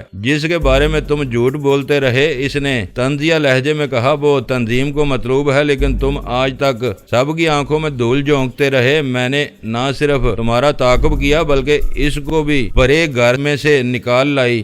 تم نے خود اغوا کیا ہے اسے۔ اس انکشاف پر میں ششدر رہ گیا۔ کسی اور سے مدد لی ہوتی تو وہ اب تک لائٹز کاٹیج کے کسی عقوبت قدے میں اپنی زندگی کے بدترین لمحات گزار رہی ہوتی۔ کہاں ہے وہ؟ میری تحویل میں ہے، وہ پرغرور لہجے میں بولی۔ دراصل تم نے خود ہی مجھے اس کارروائی پر اکسایا تھا۔ مجھے پہلے سے شبہ تھا کہ وہ لڑکی تمہاری ساتھی ہے۔ کل جب تم نے سوال کیا کہ جیمی لائٹ کے بارے میں تم میرے ساتھ تعاون کس لیے کرو گے، تو پہلی بار مجھے اپنی نازک پوزیشن کا احساس ہوا۔ میں زبان کھول کر پھنس چکی تھی اور تم بالادست تھے، لیکن اب صورتحال ہمیں برابری کی سطح پر لے آئی ہے۔ ذرا وضاحت سے بات کرو، میں تمہارا مدعا نہیں سمجھ سکا۔ تم جب تک میری ہدایت پر عمل کرتے رہو گے، لڑکی میری تحویل میں محفوظ رہے گی، اور جس لمحے تم نے مجھے کراس کرنے کی کوشش کی، میں لڑکی کو ان درندوں کی تحویل میں دے دوں گی جو وحشی اور سفاک ہیں۔ یعنی تم مجھے بلیک میلنگ کی دھمکی دے رہی ہو؟ جو چاہو سمجھ لو، وہ گردن جھٹک کر بولی۔ اس اقدام کے بغیر میں تمہارے ہاتھوں میں کھلونا بن سکتی تھی۔ میں ڈال میں لگا ہوا پکا پھل نہیں ہوں جو خود بخود ہر ایک کی جولی میں آ گرتا ہے۔ میں نے بہت سوچ سمجھ کر پچھلی رات تمہارے ساتھ گزاری تھی۔ تم یہاں سے عیش و عشرت اور فتح مندی کے جذبے سے سرشار ہو کر لوٹے تھے، اور اسی غفلت کی بنا پر مجھے اپنی کارروائی کر گزرنے کا موقع مل گیا۔ اب تمہیں اپنی محبوبہ درکار ہے اور میں اپنے باپ کی متلاشی ہوں۔ میں جس دن جیمی لائٹ کے روبرو پہنچ گئی، تمہاری محبوبہ بحفاظت تمہیں لوٹا دی جائے گی۔ میں یہ شرط تسلیم نہیں کر سکتا۔ میں نے نچلا ہونٹ دانتوں سے کاٹتے ہوئے کہا۔ نہ کرو، میں تمہیں مجبور نہیں کر سکتی، وہ فاتحانہ تبسم کے ساتھ بولی۔ تنظیم کے اہلکار آج بھی اس لڑکی کے لہو کے پیاسے ہیں، اور اگر وہ ان کی تحویل میں مرنے سے پہلے زبان کھول بیٹھی تو میری تمام ہمدردیوں کے باوجود تم بھی بدترین عطاب کا نشانہ بن جاؤ گے۔ بصورت دیگر میں یہ بھولے رہوں گی کہ تنظیم کو لڑکی کی تلاش ہے۔ وہ ہے کہاں؟ میں نے سرد نگاہوں سے اسے گھورتے ہوئے سوال کیا۔ میری تحویل میں تم 1000 بار بھی پوچھو گے تو اس سے زیادہ کچھ نہ بتاؤں گی۔ میں اس عمارت کی اینٹ سے اینٹ بجا دوں گا۔ جو کچھ بجا سکتے ہو شوق سے بجاؤ، یہاں اس کا سایہ بھی نہ مل سکے گا۔ البرٹ دل و جان سے تنظیم کا وفادار ہے۔ وہ لڑکی کو پہچانتے ہی اوپر خبر پہنچا دیتا، اور تم سے سودے بازی کے لیے میرے پاس کچھ بھی نہ رہتا۔ اسی لیے میں نے لڑکی کو یہاں لانے کی بجائے ایک محفوظ ٹھکانے پر پہنچایا ہے جہاں پرندہ بھی پر نہیں مار سکتا۔ میں کسی فیصلے پر پہنچنے سے قبل ایک بار اسے ملنا چاہتا ہوں۔ چند ثانیوں کے سکوت کے بعد میں نے شکست اور بے بسی کے احساس کے ساتھ کہا، یہ ناممکن ہے۔ اس کا لہجہ اٹل تھا، اور یہ بھی بتاتی چلوں کہ اب میں تمہیں زیادہ مہلت نہیں دوں گی۔ تمہیں اسی وقت فیصلہ کرنا ہے، ورنہ اس لڑکی کی بد نصیبی پر رونے کے سوا کچھ نہ کر سکو گے۔ وہ شاید میری زندگی کا بدترین سانحہ تھا جو چپکے سے دار آیا تھا۔ غزالہ کو تنظیم کے گنونے اہلکاروں سے بچائے رکھنے کے لیے میں نے کیا کچھ پاپڑ نہ بیلے تھے، لیکن ویرا نے اپنی ذات کے فسوم میں الجھا کر مجھے اچانک ہی بے دست و پا کر دیا تھا، اور اب میرے لیے مکمل طور پر ہتھیار ڈالنے کے سوا کوئی چارہ نہیں رہا تھا۔ واقعی سچ ہی تھا جس نے بھی کہا تھا کہ عورت اگر اپنے حربوں کو آزمانے پر اتر آئے تو بڑے سے بڑے زیرک مرد کو آنن فانن میں خاک چٹوا سکتی ہے، اور یہی کچھ ویرا نے میرے ساتھ کیا تھا۔ تم لڑکی کو آزاد کر دو، میں وعدہ کرتا ہوں کہ تمہیں کبھی دگا نہیں دوں گا۔ اب مجھے نہ تمہاری وفا کی حاجت ہے، نہ دگا کا خوف۔ میرے لیے تو یہی ایک احساس ہمیشہ طمانینت کا باعث بنا رہے گا کہ اپنی دوست کی سلامتی اور آزادی کے لیے تم رضاکارانہ طور پر میرے محافظ بنے رہو گے۔ ویسے نام کیا ہے اس لڑکی کا؟ غزالہ، میرے دل کی گہرائیوں سے آواز نکلی۔ شاید تم نے اندازہ لگا لیا ہوگا کہ وہ کوئی لاوارث لڑکی نہیں ہے۔ اس کے باپ کا حال ابتر ہے۔ بیمار ماں کو جوان بیٹی کے اغوا کی خبر ملی تو شاید وہ اس صدمے سے جاں بر ہی نہ ہو سکے۔ انہیں سنبھالنا تمہارا کام ہے، وہ جذبات سے آری سپاٹ لہجے میں بولی۔ اچھے اور برے دونوں نتائج تمہارے فیصلے سے وابستہ ہیں۔ یہ میرا وعدہ ہے کہ اپنے الفاظ سے ہرگز نہیں پھروں گی۔ میں فیصلہ سنا چکا ہوں۔ میں نے دوسری بار وہ بات کہتے ہوئے اپنے حلق میں شکست کی تلخی سی گلتی محسوس کی۔ میں تمہارے لیے کام کروں گا لیکن تم لڑکی کو رہا کر دو۔ یہ تلخی ہمارے درمیان ایک خلیج بنی رہے گی۔ مجھے سمجھانے کی بجائے خود کو میری جگہ رکھ کر سمجھنے کی کوشش کرو۔ یہ بھی ذہن میں رکھو کہ میری مہم اسی ملک کی سرحدوں میں محدود نہیں رہے گی۔ لائٹز کاٹیج سے کچھ بنیادی معلومات سمیٹنے کے بعد ہمیں لامحالہ یورپ کا رخ کرنا ہوگا، جہاں جیمی لائٹ کا نام اکثر و بیشتر سننے میں آتا ہے۔ تمہاری غیر موجودگی میں اس لڑکی کا کیا بنے گا؟ کم از کم میری تحویل میں وہ اپنے دشمنوں کی دسترس سے تو بچی رہے گی۔ جب تم خود بیرون ملک ہوگی تو اس کا نگہبان کون ہوگا؟ وہ میرے ناقابل شکست انتظامات ہیں۔ وہ بولی، چاہو تو میں اسے بیرون ملک بھی بھجوا سکتی ہوں اور یہ بندوبست کسی بھی دن کلیل سے نوٹس پر کیا جا سکتا ہے۔ تمہارے وسائل اتنے ہی قابل اعتبار ہیں تو مجھے ساتھ ملانے کی کیا ضرورت ہے؟ تم اپنے طور پر بھی جیمی لائٹ کا سراغ لگا سکتی ہو۔ اتنے پاپڑ بیلنے کی کیا ضرورت ہے؟ میں تمہیں بتا چکی ہوں کہ مجھے تنظیم کے اندر ایک ہمدرد کی ضرورت ہے۔ باہر سے تو جب چاہوں پوری فوج اکٹھی کر سکتی ہوں۔ آخر کو میں خود بھی جمی ہی کی بیٹی ہوں۔ اگر میرا کام کچھ محدود نوعیت کا ہے تو مجھے کام بتاؤ تاکہ میں اپنا حصہ پورا کر کے تمہارے چنگل سے اپنی گلو خلاصی کرا سکوں۔ یورپ کی تفریح تم خود ہی کر لینا۔ تمہارا کام یقیناً محدود سا ہوگا لیکن تمہاری ضرورت شروع سے آخر تک رہے گی۔ مشکل یہ ہے کہ آج تک کوئی ایسا شخص نہیں مل سکا جو جیمی لائٹ سے ملاقات کا دعوے دار ہو، اس لیے اس کی شناخت میرے لیے ایک مسئلہ بنی ہوئی ہے۔ تمہاری ضرورت اسی مسئلے کے حل کے لیے ہے۔ بھلا میں کیا کر سکوں گا؟ کیا تمہاری ماں نے اس بارے میں تمہاری کوئی رہنمائی نہیں کی تھی؟ وہ برسوں پرانی بات ہے۔ پھر اس وقت میرے ذہن میں دور دور تک ایسا کوئی امکان نہیں تھا کہ میں اپنے باپ کی تلاش کا بیڑا اٹھاؤں گی۔ ماں کی کہی ہوئی باتوں کو یاد کرتی ہوں تو یورپ میں ہر سو میں سے 2-4 مرد ماں کے بتائے ہوئے حلیے پر پورے اترتے ہیں، ورنہ مجھے مہم جوئی کا کوئی شوق نہیں تھا۔ بھلا میں کیا کر سکوں گا اس بارے میں؟ میں نے بے چارگی سے کہا، میں نے تو نہ اسے دیکھا ہے اور نہ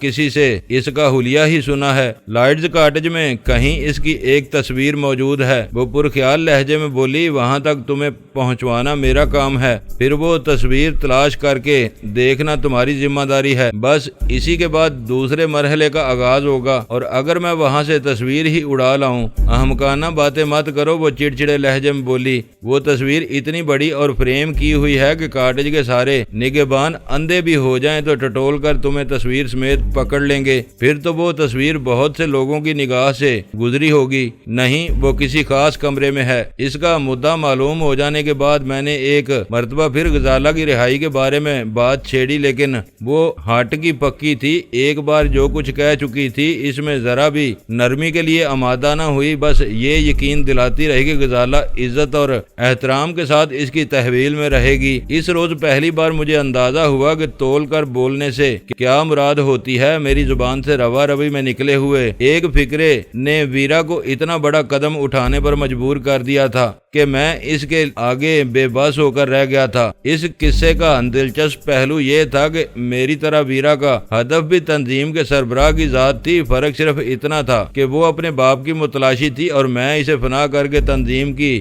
جڑوں پر کاری وار لگانا چاہتا تھا، اور مقدر نے ہم دونوں کو غزالہ کی آزادی کی قیمت پر ایک ہی جگہ لا جمع کیا تھا۔ پھر اچانک ہی مجھے ایک آخری حربہ سوجھ گیا اور میں دوبارہ ویرا سے الجھ پڑا۔ میں غزالہ کے بارے میں تم پر کیسے بھروسہ کر لوں؟ تم بھی اسی باپ کی اولاد ہو جو ایک عالم کو فریب پر فریب دیے جا رہا ہے۔ مجھے دندے سے لگا کر تم تنظیم میں اور بہتر مقام حاصل کرنے کے لیے غزالہ کو ان کے حوالے کر سکتی ہو۔ مجھے اس کے بارے میں طفل تسلیاں دیتی رہو گی اور عین وقت پر معلوم ہوگا کہ میرے لیے تو کچھ بھی باقی نہیں رہا ہے۔ میں کہہ چکی ہوں کہ تمہیں میری زبان پر اعتماد کرنا ہوگا۔ وہ سخت لہجے میں بولی، ہو سکتا ہے کہ تمہارے بہتر رویے اور اچھی کارکردگی کی بنا پر کچھ عرصے بعد میں اس سے تمہاری ملاقات کرا دوں، لیکن یہ کوئی وعدہ نہیں ہے بلکہ سراسر میرا استحقاق اور فیصلہ ہوگا۔ تم بھی کوئی مفوق الفطرت ہستی تو نہیں ہو، وار خالی دیکھ کر میں نے پینترا بدلا۔ ہو سکتا ہے کہ تمہاری کسی غفلت یا ان لوگوں کی مکاری کی وجہ سے غزالہ ان کے ہتھے چڑھ جائے۔ امکانات پر بحث کرو گے تو بہت کچھ ہو سکتا ہے۔ اس نے میری بات کاٹتے ہوئے کہا، میری تحویل میں قدرتی طور پر اس کی موت واقع ہو سکتی ہے، مجھے کوئی مہلک حادثہ پیش آ سکتا ہے، اب ہی کچھ ہو سکتا ہے۔ میں تو صرف یہ بات تمہارے ذہن نشین کرانا چاہ رہی ہوں کہ میں پوری نیک نیتی اور خلوص کے ساتھ اس کی حفاظت کروں گی، اور نیت کے بارے میں تمہیں میرے الفاظ پر بھروسہ کرنا ہوگا۔ لگے ہاتھوں تمہیں یہ بھی بتاتی چلوں کہ تنظیم کے جن بڑوں میں میرا شمار ہوتا ہے وہ سربراہ کے بعد سب سے زیادہ طاقتور اور با اختیار تصور کیے جاتے ہیں، لہذا میرے لیے کسی بلند تر منصب کی آرزو کوئی وجود نہیں رکھتی، لیکن میں محسوس کرتی ہوں کہ میرا باپ میرے سامنے آئے بغیر اس انداز میں میری تربیت کرتا رہا ہے کہ میں بڑی سے بڑے ذمہ داریاں سنبھال سکوں۔ ہو سکتا ہے کہ اس کے پس پشت میرے باپ کی یہ خواہش کار فرما رہی ہو کہ اس کے بعد تنظیم کا اقتدار موروثی طور پر میری طرف منتقل ہو سکے، اس لیے یہ اندیشہ بے بنیاد ہے کہ میں غزالہ کے بارے میں کسی سے کوئی سودے بازی کر بیٹھوں گی۔ پھر اب میرے لیے کیا حکم ہے؟ میرے ترکش کے سارے تیر خالی ہو چکے تھے، گھر جا کر آرام کرو۔ وہ ناصحانہ لہجے میں بولی، اب تمہارے سارے کارڈ میرے سامنے کھل گئے ہیں، میں تمہارا گھر بھی دیکھ چکی ہوں، لہذا اب زیادہ اڑنا بے سود ہوگا۔ مجھے اپنے گھر کا فون نمبر دے دو، ضرورت پڑنے پر میں خود رابطہ قائم کر لوں گی۔ میں نے بے جان آواز میں غزالہ کے گھر کا فون نمبر دہرا دیا اور بے نیلو مرام وہاں سے واپس چل دیا۔ میرا دل بوجھل ہو رہا تھا۔ اپنی غلطی کا علم ہو جانے کے بعد کرنل اور اس کی بیوی کا سامنا کرنے کی ہمت باقی نہیں رہی تھی۔ میں بے مقصد سگریٹیں پھونکتا شہر کی سڑکوں پر کار ڈرائیو کرتا رہا۔ پچھلی رات میری غلطیوں کی رات تھی۔ سب سے پہلے میں نے اپنے تعاون کی وجہ دریافت کر کے ویرا کے ذہن میں اپنے خلاف ایک سازش کی بنیاد پیدا کی، پھر اس کی دعوت قبول کر کے دوسری سنگین غلطی کا ارتکاب کیا، اور تیسری اور بدترین غلطی یہ تھی کہ وہاں سے واپسی پر میں کیف و سرور میں اس قدر کھویا ہوا تھا کہ تعاقب کے امکانات پر گہری نگاہ نہ رکھ سکا، اور وہ غزالہ کو شاید بے ہوش کر کے گھر سے اٹھا لے گئی۔ میں سوچتا رہا اور خود کو ملامت کرتا رہا، پھر انہی ملامتوں میں سے ایک نئے جذبے نے سر ابھارا۔ جو کچھ ہو چکا تھا اسے لوٹانا فی الحال میرے بس سے باہر تھا، لیکن یہ کچھ کم نہیں تھا کہ تنظیم سے یکسر کٹ جانے کے بعد مجھے ایک مرتبہ پھر ان کی صفوں میں گھسنے کا موقع مل گیا تھا، اور اس بار لائٹز کاٹیج میں داخلے کے امکانات بھی روشن تھے، جس کی بے رحم فصیلوں میں بسنے والے درندوں نے شاید بڑی ماں کو اذکار رفتہ لاوارث قرار دے کر ہلاک کر دیا تھا۔ مقدر شاید دھیمے دھیمے میرا ساتھ دے رہا تھا، اور مجھے جلد ہی بڑی ماں کے قاتلوں سے بدلہ لینے کا موقع ملنے والا تھا۔ میں نے کار واپس گھر کے راستے پر ڈال دی۔ کرنل گھر کا پھاٹک کھولے کسی دیوانے کی طرح انتظار میں پختہ روش پر ٹہل رہا تھا۔ نہ جانے کس کا انتظار تھا اسے، میرا یا غزالہ کا۔ وہ ایک جوان بیٹی کا باپ تھا۔ اپنی جگر خراش خانگی زندگی کے پس منظر میں غزالہ کی گمشدگی پر وہ دنیا کا مظلوم ترین شخص نظر آ رہا تھا۔ مجھے دیکھتے ہی وہ وحشت زدہ انداز میں میری طرف لپکا تھا، اور میرے اترنے تک کسی گوشے سے سلطان شاہ بھی نمودار ہو کر سامنے آ گیا۔ اس کا سراغ مل گیا ہے، میں نے اپنے چہرے اور آواز میں تازگی پیدا کرتے ہوئے اعلان کیا، اور کرنل سمیت سلطان شاہ کا لحاظ کیے بغیر دیوانہ وار پختہ روش پر سجدہ شکر میں گر گیا۔ میرے رونگٹے کھڑے ہو گئے۔ انسان کی بھی کیا کیا مجبوریاں ہوتی ہیں۔ شاید غزالہ مر جاتی تو اس کے باپ کو اتنا صدمہ نہ ہوتا جتنا اس کے اغوا کیے جانے پر ہوا تھا۔ قلیل سی مدت میں غزالہ کے ساتھ وہ سانحہ دوسری بار رونما ہوا تھا، اور اس بار کرنل کی حالت بہت زیادہ ابتر تھی۔ کہاں ہے میری بچی؟ تم ساتھ کیوں نہیں لائے اسے؟ کرنل نے سر اٹھا کر خالی خالی نگاہوں سے مجھے گھورتے ہوئے سوال کیا۔ وہ فی الحال نہیں آ سکتی، لیکن وہ عزت اور احترام کے ساتھ رکھی گئی ہے، میں نے کہنا چاہا، لیکن کرنل نے بلکتے ہوئے میری بات کاٹ دی۔ خدا کے لیے مجھے جھوٹے دلاسے نہ دو، سچ سچ بتا دو کہ اسے کیا ہوا ہے، وہ کہاں ہے؟ یہ کہہ کر وہ دونوں ہاتھوں سے اپنا منہ پیٹتے ہوئے رونے لگا۔ اسے بمشکل دلاسا اور سہارا دے کر ہم دونوں اندر لائے اور وہاں پہنچنے تک فرتے گریا سے اس پر غشی طاری ہو گئی۔ اچھا ہے کچھ دیر اسے بے ہوش رہنے دو، میں نے اپنا پسینہ صاف کرتے ہوئے سلطان شاہ سے کہا۔ نہ صرف اسے بلکہ ہمیں بھی ذرا سا آرام مل سکے گا۔ شمع کا رد عمل کیا تھا؟ کچھ بھی نہیں، سلطان شاہ نے بتایا، اسے تو مطلع ہی نہیں کیا گیا۔ وہ بیدار ہوئی تو کرنل نے اسے اگلا ڈوز پیش کر کے دوبارہ انٹا گفیل ہونے پر مجبور کر دیا۔ لیکن تم یہ تو بتاؤ کہ کیا خبر لائے ہو؟ رات بیرا نے خود ہمارا تعاقب کیا تھا اور وہی غزالہ کو اٹھا لے گئی ہے۔ اپنا مقصد حاصل ہونے تک وہ غزالہ کو یرغمال رکھے گی تاکہ میں بے چون چرا اس کے اشاروں پر ناچتا رہوں۔ کیا غزالہ کو اسی عمارت میں رکھا گیا ہے؟ نہیں، وہ اسے تنظیم کے وفاداروں کی نگاہوں سے بچانا چاہتی ہے، اس لیے کسی اور ٹھکانے کا انتخاب کیا ہے۔ بظاہر میں نے اس کی شرائط تسلیم کر لی ہیں، لیکن تمہیں محتاط رہ کر اس کی نگرانی کرنا ہوگی تاکہ ہم غزالہ کا سراغ لگا سکیں۔ وہ اس ملاقات کے بارے میں مجھ سے بہت سے سوالات کریدتا رہا اور آخر کار فوری طور پر اپنی ذمہ داری پوری کرنے پر تیار ہو گیا۔ اس کا خیال تھا کہ براہ راست نگرانی کے لیے وہ اپنے بجائے کسی اور کو مامور کرے گا تاکہ کسی اتفاق کے تحت ویرا اسے شناخت کر کے بھڑک نہ اٹھے۔ البتہ ساری ذمہ داری اسی کی ہوتی۔ میرے لیے اس وقت ایک ایک لمحہ بڑا کٹھن ہے، کیونکہ غزالہ میری وجہ سے اس الجھن سے دوچار ہوئی ہے۔ میں نے کرب آلود لہجے میں کہا، جب تک وہ رہا نہیں ہو جاتی مجھے سکون نہ مل سکے گا۔ مقدرات میں کسی کا کوئی دخل نہیں ہوتا، اس نے تشفی امیز لہجے میں کہا۔ تمہاری ذات تو بس بہانہ بن گئی ہے۔ ویسے یہی کیا کم ہے کہ وہ اسے حفاظت اور عزت سے رکھے گی؟ اچانک فون کی گھنٹی بجی اور میں سلطان شاہ کو روک کر خود اس طرف بڑھ گیا، کیونکہ اس وقت مجھے شدت کے ساتھ ویرا لائٹ کی جانب سے کال کا انتظار تھا۔ دوسری طرف سے بولنے والا جہانگیر تھا۔ میری آواز پہچانتے ہی اس نے مضطربانہ لہجے میں غزالہ کے بارے میں سوال کیا تھا۔ ابھی تک اس کا سراغ نہیں مل سکا، میں نے بوجھل لہجے میں کہا۔ اس کی تلاش جاری ہے، ذرا تم بھی اپنی آنکھیں کھلی رکھو۔ میں مسلسل گھر ہی موجود ہوں تاکہ اطلاعات بر وقت موصول کر سکوں۔ میں نے رکشی کو بھی غزالہ کی گمشدگی کے بارے میں بتا دیا ہے۔ اس کی آواز ابری، وہ خود بھی اسے تلاش کرائے گی۔ یہ تم نے برا کیا، میں نے تیز لہجے میں کہا۔ میں اس واقعے کی زیادہ تشہیر پسند نہیں کروں گا۔ وہ ایک ہوٹل میں ٹھہری ہوئی ہے، تم خود اسے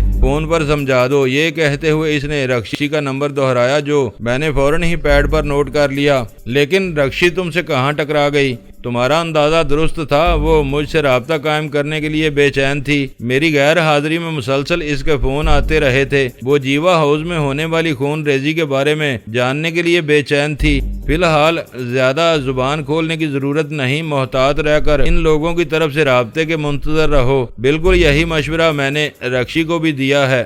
وہ ذرا متذبذب نظر آتی تھی، تم سے بات کر کے اس کو تسلی ہو جائے گی۔ سلسلہ منقطع کر کے میں نے رکشی کے ہوٹل کا نمبر ڈائل کیا تو میں یہ طے کر چکا تھا کہ اپنے اور ویرا کے درمیان ہونے والے معاہدے کو اپنی اور سلطان شاہ کی ذات تک ہی محدود رکھوں گا۔ اس بارے میں رکشی یا جہانگیر کو اعتماد میں لینے سے میرے لیے سنگین دشواریاں کھڑی ہو سکتی تھی۔ بڑا افسوس ہوا اس تازہ حادثے کے بارے میں سن کر۔ وہ میری آواز پہچانتے ہی بولی تھی، آخر تم جیسا ہوشیار آدمی اتنی بڑی چوٹ کیسے کھا گیا؟ اس کا لہجہ سراسر ہمدردانہ تھا۔ ہونے والی بات ہو کر رہتی ہے، اس میں کسی کی ہوشیاری کام نہیں آتی۔ میں نے ایک گہرا سانس لے کر کہا، تم سناؤ کہ وقت کیسا گزر رہا ہے؟ بس گزر ہی رہا ہے۔ میں یہ جاننے کے لیے بے چین تھی کہ وہ کارنامہ کس نے انجام دیا ہے۔ اب جہانگیر سے پتا چلا کہ اس کے پس پردہ تمہارا ہی ذہن کام کر رہا تھا۔ شاید درمیان میں آپریٹر کے خوف खौफ से इसने जीवा हाउस का नाम लेना मुनासिब नहीं समझा था। अब वो बता रहा था कि हमारे लिए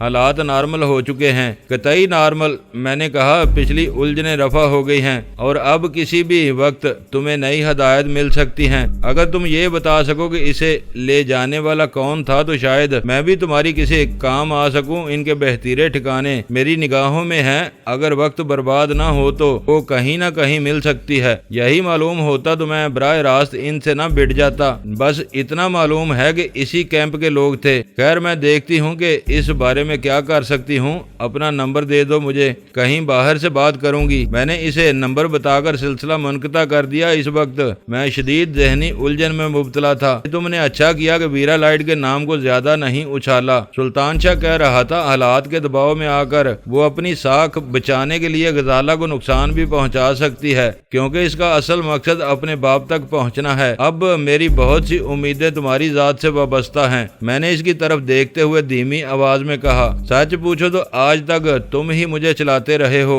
तुम्हारी परेशानी के नतीजे में मेरी अकल भी माऊफ होकर रह गई है। अगर तुम्हारे जहन में कोई बात आ रही है तो मुझे बताओ, मैं फौरन अमल कर गुजरूंगा। अगर याद करो तो इस शहर में वीरा लाइट तुम्हारी ही लाई हुई सौगात है। मैंने सिगरेट का गहरा कश लेते हुए कहा, वो तुम्हारे एक दोस्त को हलाक और दूसरे दो को जख्मी करने के बाद ही यहाँ आई थी। वीरा लाइट के हाथों अपने दोस्तों की तजलील याद आते ही सुल्तान शाह का चेहरा बिगड़ गया। जब भी मेरा दाव लग गया वो हिसाब बेबाक जरूर करूंगा। वो तीनों तो इसे महज एक खूबरू बदेसी लड़की समझकर इसके पीछे लगे थे। इन्हें अंदाजा नहीं था कि वो इस कदर जंगजू और फुर्तीली होगी, लेकिन इस बार शायद वो मेरे हाथों से ना बच सके। लाहौर से कराची पहुंचने के बाद एयरपोर्ट से लेकर एक होटल में अपना सामान छोड़कर वो शहर में जा बजा लोगों से मिलती हुई आखिर में जीवा हाउस के खंडरात में पहुंची थी। इस दौरान में तुम साये की तरह इसके पीछे लगे हुए थे। मुझे पूरा यकीन है कि इन ही लोगों में वीरा के मोतमद रहे होंगे जो तंजीम से बाहर इसका साथ देते हैं। मेरी बात सुनकर वो हैरत और खुशी से उछला, तुम बिल्कुल ठीक कह रहे हो। इन ठिकानों को तो मैं भूला ही हुआ था। परेशानी के आलम में भी तुम्हारा दिमाग मुझसे बेहतर काम करता रहता है, लेकिन इस महम पर निकलने से पहले तुम किसी न किसी को यूनिट पर जरूर मामूर करोगे ताकि वीरा की नकलो हरकत निगाहों में रहे। इसकी तुम फिक्र न करो, बस मैं निकल रहा हूँ। ये कहते ही इसने अपनी जगह छोड़ दी। सुल्तान शाह के चले जाने के बाद मैं घर में अकेला रह गया था। शमा मदहोश थी और कर्नल बेहोश। ऐसा मालूम हो रहा था जैसे वो घराना शुरू से अब तक किसी मुश्किल का शिकार चला आ रहा हो। कामरन फातरुल अकल होकर जेरे इलाज था। गजाला अगवा हो गई थी। शमा अपनी कोकीन खोरी की आदत के अजाब में मुब्तला थी और कर्नल इन सब दागों को अपने सीने पर सजाए जिंदा रहने के लिए मजबूर था, क्योंकि जिंदगी हकायक का सामना करना इसकी पेशा वराना तरबियत का बुनियादी जुज था और मैं इस बेचारे के दुख बांटने के बजाय इसमें इजाफे का बायस बन गया था। अचानक फोन की घंटी ने मुझे चौंका दिया। रिसीवर उठा तो कानों में रक्शी की रसीली आवाज आई जो इस वक्त अपनी सारी कशिश खो बैठी थी। मुझे ये जानकर बड़ी हैरत हुई कि तुम्हारे पत्थर दिल में भी गुदाज पाया जाता है। इस लड़की के अगवा से ज्यादा इसका वजूद मेरे लिए हैरत का बायस बना था। अगर तुम इसे चाहते हो तो वो वाकई हर लिहाज से काबिल परस्तश होगी। ये बेवक्त की रागनी है रक्षी, मैंने खुश्क लहजे में कहा। काम की बात करो, मैं इस वक्त बहुत परागंदगी का शिकार हूँ। मालूम होता है कि तुम बाहर किसी पब्लिक बूथ से बोल रही हो। हाँ, वो मेरे तबसरे का बुरा माने बगैर बोली। मैं ये मालूम करने के लिए बेचैन थी कि वीरा लाइट कौन है। जहांगीर ने मुझे इसके वजूद से तो आगाह कर दिया, लेकिन इसके हदूद अरबा पर रोशनी न डाल सका। मैंने दिल ही दिल में जहांगीर को एक शकील सी गाली दी, फिर माउथ पीस में बोला, मेरी मालूमात भी जहांगीर से ज्यादा नहीं है। वो जीवा हाउस के तसादम में अचानक ही सामने आई है। A2 इसी के हाथों मारा गया था, जिससे अंदाजा होता है कि वो तंजीम में किसी बड़े मर्तबे की मालिक है। ये जवाब देते हुए मैंने दिल ही दिल में खुदा का शुक्र अदा किया कि ویرا لائٹ سے ٹکراؤ کے بعد غزالہ کے گھر لوٹنے پر میں نے اس کی ذات پر زیادہ تفصیلی گفتگو نہیں کی تھی، بس مختصراً ہی اس کے شوگر کوئین والے روپ کا حوالہ دیا تھا۔ ساری گفتگو اسی ایک نقطے پر مرکوز رہی تھی۔ A2 اس کے ہاتھوں مارا گیا تھا۔ اگر اس وقت میں نے اس موضوع کو طول دیا ہوتا تو شاید جہانگیر پوری گفتگو رکشی کے سامنے دہرا چکا ہوتا، کیونکہ اسے معاملے کی نزاکت کا اندازہ نہیں تھا۔ A2 کے ہاتھوں ہلاکت سے بچا کر تم نے مجھے عمر بھر کے لیے اپنا غلام بنا لیا ہے۔ غلام نہیں کنیز کہو، میں نے ایک فوری ذہنی رو کے تحت اس کی بات کاٹتے ہوئے کہا۔ اس دور میں ضرورت کے وقت غلاموں کا کام بھی کنیزوں سے لے لیا جاتا ہے، لیکن تمہیں یہ سب دہرانے کی ضرورت نہیں۔ میں تمہارے جذبات کا ہمیشہ سے قدردان رہا ہوں۔ میں غزالہ کی تلاش میں تمہارا ہاتھ بٹانا چاہتی ہوں، لیکن اس کے لیے تمہیں ذرا کھل کر بات کرنا ہوگی۔ ہاتھ بٹانے کے لیے میری کسی اجازت کی ضرورت نہیں ہے۔ تم کوئی قابل ذکر کام دکھا سکیں تو ہمیشہ مجھے اپنا گرویدہ پاؤ گی، لیکن یہ کھل کر بات کرنے والی شرط میری سمجھ سے باہر ہے۔ تنظیم کو غزالہ کی تلاش ضرور تھی، لیکن وہ لوگ اس تک پہنچ ہی نہیں سکے تھے۔ پھر اب شوگر کوئین کے سامنے آتے ہی یہ سانحہ کیسے رونما ہو گیا؟ کہیں ایسا تو نہیں کہ اس کارروائی میں شوگر کوئین کا ہاتھ ہو؟ تو کیا تم تنظیم اور شوگر کوئین کو الگ الگ اکائیاں تصور کر رہی ہو؟ میں نے مضحکانہ لہجے میں سوال کیا۔ میری جگہ تم ہوتے تو خود بھی یہی سمجھنے پر مجبور ہوتے۔ پہیلیاں نہ بجھواؤ، میں نے بے چینی محسوس کرتے ہوئے کہا۔ آخر تمہارے اس قیاس کی بنیاد کیا ہے؟ جہانگیر کے بیان کے مطابق غزالہ آج صبح 4 بجے کے بعد اغوا کی گئی تھی، لیکن 11 بجے تک وہ تنظیم کی تحویل میں نہیں تھی۔ اس کی زبان سے وہ انکشاف سن کر میں چونک پڑا، لیکن جہانگیر نے تو ایسی کوئی بات نہیں بتائی تھی۔ میں نے دانستہ اس سے ذکر نہیں کیا تھا۔ ریسیور پر اس کی آواز سنائی دی۔ اس کی کال سے پہلے آج 11 بجے مجھے تنظیم کے مخصوص کوڈ کے تحت کسی نے فون کیا تھا اور تاکید کی تھی کہ اب لڑکی کی تلاش ہر کام پر مقدم ہے۔ اس کا مطلب ہے غزالہ تنظیم کے ہاتھ نہیں لگی ہے، لیکن شوگر کوئین کو اس سے کیا دلچسپی ہو سکتی ہے؟ میں نے الجھن امیز لہجے میں کہا۔ اور پھر انہیں تمہارا سراغ کیسے ملا؟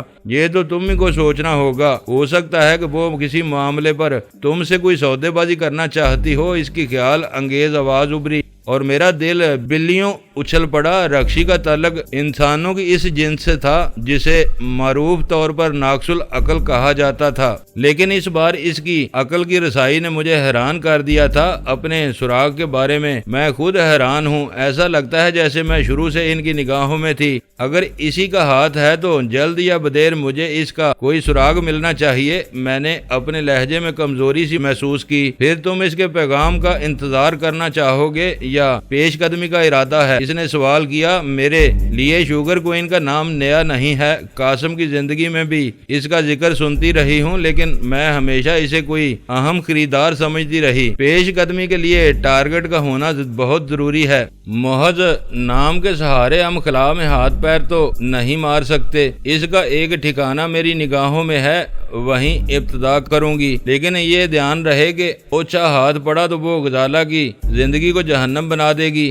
گڈ۔ ریسیور میں اس کی تحسین امیز آواز ابھری۔ تو اب تم بھی میرے ہی انداز میں سوچ رہے ہو؟ تم فکر نہ کرو، میں ایسے معاملات کے نشیب و افراد کو اچھی طرح سمجھتی ہوں۔ مجھے قاسم کا منصب بلا وجہ ہی نہیں سونپا گیا تھا۔ میں تمہارے اگلے پیغام کا منتظر رہوں گا اور میں تمہاری آواز کی شوخیوں کی واپسی کی منتظر رہوں گی۔ اس کے بعد تم بالکل ہی دیوداس ہو کر رہ گئے ہو۔ یہ کہہ کر اس نے فون کا سلسلہ منقطع کر دیا۔ واقعات بہت تیزی کے ساتھ رخ بدل رہے تھے۔ جیوا ہاؤس کے کھنڈرات میں تنظیم کے ہر کارے گاجر مولی کی طرح کاٹ کر رکھ دیے گئے تھے اور تنظیم کو شاید اپنی تاریخ کے بدترین افرادی نقصان سے دوچار ہونا پڑا، لیکن ویرا لائٹ کے نزدیک وہ بے بساط پیادوں کا مقتل ثابت ہوا تھا جو ذرا بھی چالاک تھے۔ اس ہولناک تصادم میں صاف بچ نکلنے میں کامیاب ہو گئے تھے۔ ویرا کے ہاتھوں قید اور پھر مواصلاتی یونٹ سے فرار کے بعد میں نے اپنی دانست میں ایک اہم مارکہ جیت لیا تھا، لیکن میری یہ فتح زیادہ دیر پا نہ رہ سکی۔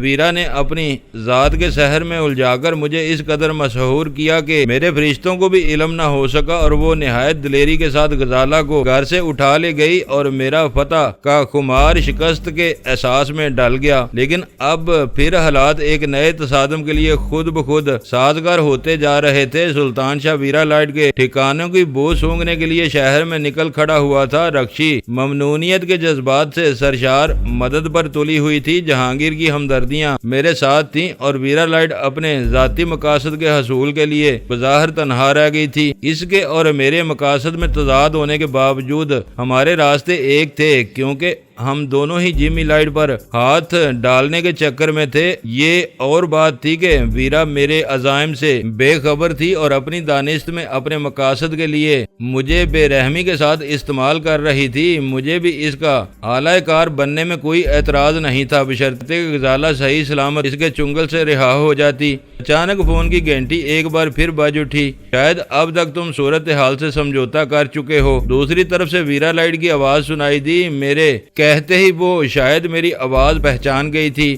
میرے جذبات کا اتنا ہی پاس ہوتا تو وہ کچھ نہ ہوتا جو میرے ساتھ کارگزری ہو۔ میں نے تلخ لہجے میں کہا، بات کو خریدنے کی بجائے براہ راست یہ بتاؤ کہ میرے لیے کیا حکم ہے۔ اس تلخی کو بھولے بغیر تم پوری یکسوئی سے کام نہ کر سکو گے۔ اس بار اس کا لہجہ ہمدردانہ تھا۔ میں ایک بار تمہیں یقین دلاتی ہوں کہ وہ عزت اور احترام کے ساتھ آرام دہ ماحول میں رکھی گئی ہے۔ مجھے پورا یقین ہے، میں نے اکھڑے ہوئے لہجے میں کہا۔ اب کام کی بات کرو۔ کل شام 4 بجے تمہیں لائٹس کاٹیج پہنچنا ہے۔ اس کی ہدایت سنتے ہی میرا دل اچھل کر حلق میں آ گیا۔ اسرار کی دبیز کوہر میں لپٹی ہوئی وہ عمارت جو بڑی ماں کو نگلنے کے باوجود میرے لیے ناقابل تذکیر بنی ہوئی تھی، اب خود ہی میرے لیے کھل گئی تھی۔ وہاں گھسنا میرے لیے ایک حسرت بن کر رہ گیا تھا جس کے پورے ہونے کا وقت آ گیا تھا۔ غنیمت یہ تھا کہ ویرا نے وہ حکم اگلے روز کے لیے دیا تھا اور اس درمیانی وقت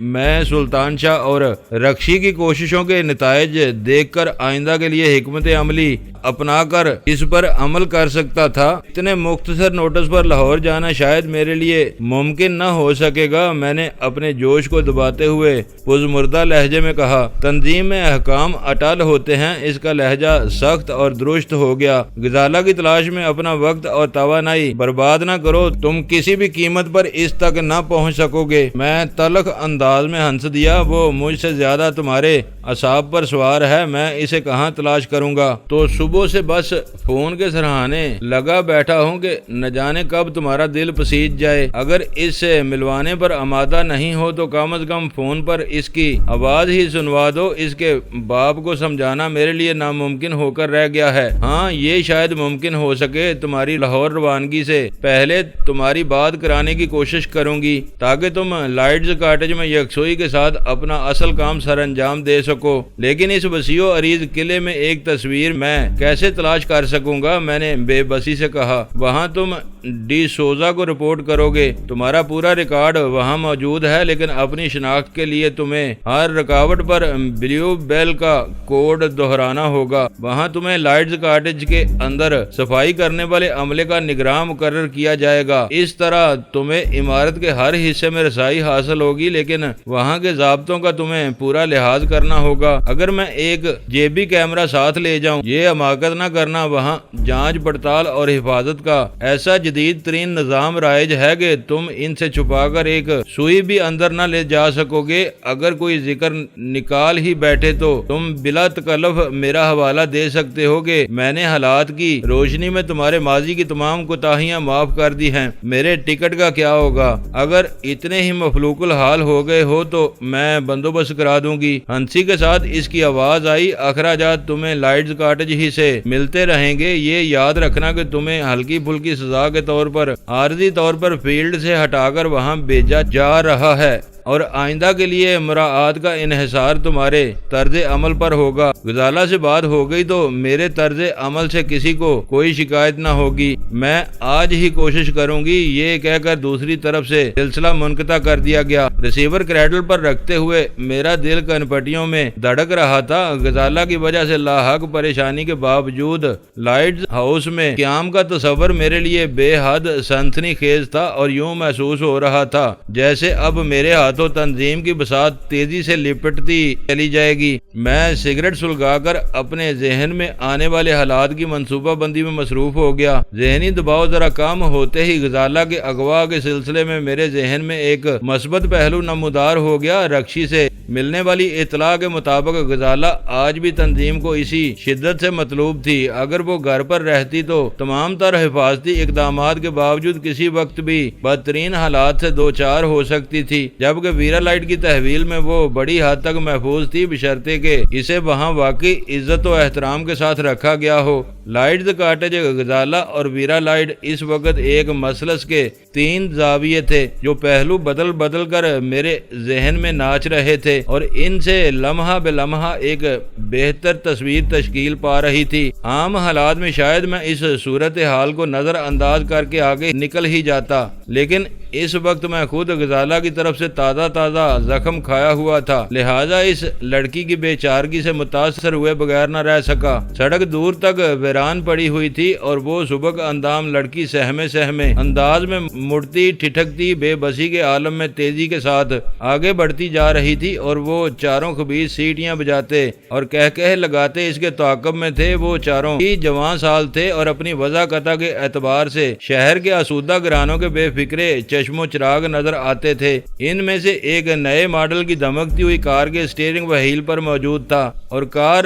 لڑکی ہی کی رفتار سے رینگتی اور رکتی ہوئی آگے بڑھ رہی تھی۔ باقیہ تینوں کار کے ساتھ پیدل ہی چل رہے تھے اور آوازیں نکالنے کے ساتھ ساتھ مضحکانہ انداز میں اداکاری بھی کرتے جا رہے تھے۔ نہ جانے ان چاروں نے کب سے اس بیچاری کو گھیرا ہوا تھا۔ ان کے عزائم بہرحال تشویشناک نظر آتے تھے۔ میرے دل میں اس لڑکی کے لیے ہمدردی کی ایک لہر سی اٹھی اور میرا داہنا پاؤں ایکسیلیٹر سے ہٹ کر بریک پیڈل پر جا پڑا۔ داہنی ہتھیلی وہیل سے ہٹ کر اسٹیئرنگ کے وسط میں لگے ہوئے ہارن کے پش بٹن پر جم کر رہ گئی۔ میری کار کے ٹائروں کی ہلکی سی آواز اور پھر ہارن کا شور سن کر وہ تینوں ہی بیک وقت پلٹے تھے۔ اگلی کار کی بریک لائٹس بھی جل اٹھی۔ میں نے انجن بند کیے بغیر اپنی کار ان کی گاڑی کے پیچھے روک لی۔ وہ تینوں ہی اپنے سینے پھلاتے جارحانہ تیوروں کے ساتھ میری طرف آئے تھے۔ چوتھا بدستور کار میں بیٹھا رہا تھا۔ کیا تکلیف ہے؟ ان تینوں میں سب سے قوی نظر آنے والا ڈرائیور سیٹ والی سمت میں رک کر توہین امیز لہجے میں غرایا تھا۔ یہی سوال میں تم سے بھی کر سکتا ہوں، میں نے زہریلے لہجے میں کہا۔ انسانوں جیسی شکل و صورت ہونے کے باوجود آوارہ کتوں کی طرح کیوں اس لڑکی کو تنگ کر رہے ہو؟ گرانے والے کے بشرے پر یک بیک اشتعال کے آثار نمودار ہوئے تھے، لیکن اسی لمحے میں نے جیب سے پستول نکال کر انگلیوں میں نچایا۔ اس کی جھلک دیکھتے ہی ان تینوں کے چہروں پر سراسیمگی پھیل گئی۔ تمہیں غلط فہمی ہوئی ہے، لڑکی سے ہم نے کوئی طرد نہیں کیا، تم اس سے پوچھ سکتے ہو۔ ان میں سے دوسرا سہمی ہوئی نظروں سے پستول کی طرف دیکھتے ہوئے ہکلایا، شرافت سے اپنی گاڑی میں بیٹھو اور یہاں سے دفع ہو جاؤ، ورنہ ایک آدھ کو یہیں ٹھنڈا کر دوں گا۔ میں نے باری باری ان تینوں کو گھورتے ہوئے تلخ لہجے میں کہا اور وہ تیزی سے اپنی گاڑی کی طرف ہو لیے۔ ان تینوں کے سوار ہوتے ہی کار یو ٹرن لے کر تیزی کے ساتھ واپس روانہ ہو گئی۔ میں نے سامنے نگاہ ڈالی تو یہ دیکھ کر حیران رہ گیا کہ میدان صاف ہونے پر آگے بڑھ جانے کے بجائے لڑکی اپنی جگہ پر ٹھہری ہوئی پلٹ کر میری طرف نگراں تھی، جیسے وہ سب اس کی توقعات کے برعکس رہا ہو۔ میں نے گیئر ڈال کر کار آگے بڑھائی تو وہ چونکی اور پھر میری طرف پشت کر کے آگے چل دی۔ اس کے پہلو میں پہنچ کر میں نے کار کی رفتار کم کر دی۔ بیٹھ جاؤ ورنہ اس ویران سڑک پر کوئی اور گھیر لے گا، جہاں جانا چاہو میں پہنچا دوں گا، میں نے نرم لہجے میں پیشکش کی۔ وہ تھم گئی۔ میں نے بھی کار روک دی۔ اس نے جھک کر میرا جائزہ لیا اور اس کے چہرے پر مایوسی پھیل گئی۔ تم کون ہو؟ یہ سوال کرتے ہوئے اس کی آواز پز مردہ تھی۔ تمہارا ایک ہمدرد، سوچ کیا رہی ہو؟ بیٹھ جاؤ، یہ جرا بعد میں بھی کر سکتی ہو۔ میں نے اندر سے اپنے برابر والی پیسنجر سیٹ کا دروازہ کھولتے ہوئے مصالحانہ لہجے میں کہا۔ میری پیشکش پر وہ متذبذب نظر آنے لگی تھی۔ لہجہ بھر کے توقف کے بعد بولی، تم چمڑے کے بیوپاری تو نہیں ہو؟ میں بے اختیار ہنس پڑا۔ وہ چاروں ذرا بھی مزاحمت کرتے تو یہیں ان کا چمڑا کھینچ کر بیوپار شروع کر دیتا۔ چلو جلدی بیٹھو، میرا وقت برباد نہ کرو۔ میرے جواب پر اس کی آنکھوں سے الجھن جھانکنے لگی اور مجھے احساس ہوا کہ وہ لڑکی اس قدر سیدھی سادی اور مظلوم نہیں تھی جتنی میں سمجھ رہا تھا۔ اس کا سوال نہ صرف عجیب بلکہ بے محل بھی تھا۔ ہو سکتا ہے کہ وہ کوئی شناختی کوڈ رہا ہو۔ اور صحیح جواب نہ ملنے پر وہ پریشان ہو گئی ہو کہ اب کیا کرے۔ کوڈ نچلے درجے کے لوگوں کے لیے ہوتا ہے۔ صورتحال کا ادراک کرتے ہی میں نے درست لہجہ اختیار کر لیا۔ ہنگامی صورتحال کے باعث مجھے خود آنا پڑ گیا۔ گاڑی میں بیٹھو ورنہ پھر کوئی کھیل شروع ہو جائے گا۔ پرخلوص اور دھیمے لہجے میں وہ پریشان ہو گئی تھی، لیکن دھمکی آمیز درست لب و لہجے پر اس کے چہرے پر اطمینان پھیل گیا اور میرا فکرہ مکمل ہونے سے پہلے اس نے نشست سنبھال کر دروازہ بند کر لیا۔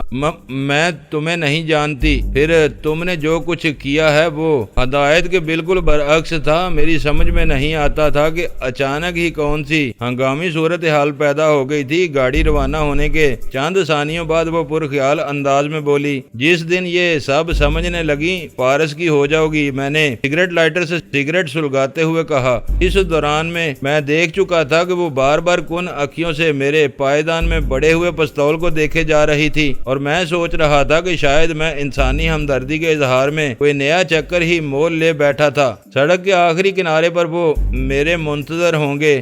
وہ گلا صاف کرتے ہوئے بولی، اب تم ہی ان کو بھی جواب دہی کرو گے۔ میرے کان کھڑے ہو گئے۔ نہ جانے وہ لڑکی کون تھی، کن لوگوں کی اعلی کار تھی، سڑک کے آخری کنارے پر اس کا انتظار کرنے والے کون تھے اور ان کے عزائم کیا تھے۔ میں نے فوراً ہی رفتار کم کر کے اپنی کار بھی واپس گھما لی۔ تم کیا کر رہے ہو؟ مجھے کہاں لے جا رہے ہو؟ میرے اس اقدام پر وہ بوکھلا گئی۔ سکون کے ساتھ اپنی جگہ بیٹھی رہو۔ میں کار کی رفتار میں اضافہ کرتے ہوئے گرایا، شور شرابہ کیا تو گولی مار کر یہیں پھینک جاؤں گا۔ کوئی اچھا آدمی نہیں ہوں اور اپنے رویے سے تم نے مجھے اپنی کہانی میں دلچسپی لینے پر مجبور کر دیا ہے۔ شاباش، اب شروع سے اپنی کہانی سناتی چلی جاؤ تاکہ میں اندازہ لگا سکوں کہ کسی غلط لڑکی سے تو نہیں ٹکرایا ہوں۔ تم یقیناً کوئی دھوکے باز ہو۔ جو وہ خوفزدہ اور روحانسی آواز میں بولی۔ مجھے اسی وقت اندازہ کر لینا چاہیے تھا جب تم پروگرام کے خلاف اچانک درمیان میں آ کودے تھے۔ اب بھی مجھے چھوڑ دو، میں وعدہ کرتی ہوں کہ تمہارے بارے میں اپنی زبان بند رکھوں گی۔ تم تصور بھی نہیں کر سکتے کہ وہ کس قدر خطرناک لوگ ہیں۔ بنا بنایا کھیل بگاڑنے کے جرم میں تمہاری گردن تک اتار سکتے ہیں۔ دوستو، ویڈیو کو لائک ضرور کر دیا کریں۔ ISI پاک آرمی زندہ باد، پاکستان پائندہ باد۔ معزز ناظرین، اپنا خیال رکھیے گا اور اپنے اس چینل کا بھی شکریہ۔